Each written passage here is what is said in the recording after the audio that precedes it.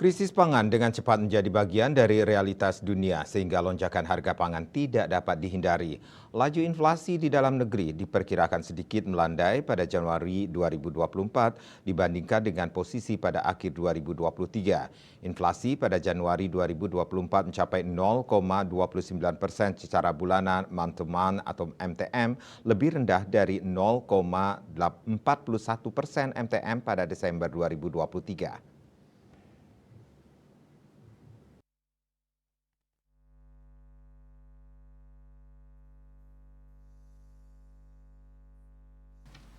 Guru Besar Program Studi Teknik Pertanian dan Biosistem Fakultas Teknologi Pertanian Udayana, Nyoman Sucipta menyatakan kenaikan harga pangan merupakan salah satu isu dalam ekonomi yang kompleks dan ditentukan oleh berbagai faktor. Faktor ini melibatkan aspek produksi, distribusi, konsumsi, serta faktor eksternal seperti perubahan iklim dan kebijakan pemerintah. Untuk memahami mengapa harga pangan naik, perlu mengevaluasi beberapa elemen utama yang berkontribusi pada dinamika pasar pangan. Faktor paling utama yang mempengaruhi kebaikan harga pangan adalah jumlah permintaan dan penawaran di pasar. Selanjutnya adalah faktor kondisi iklim dan musim tanam.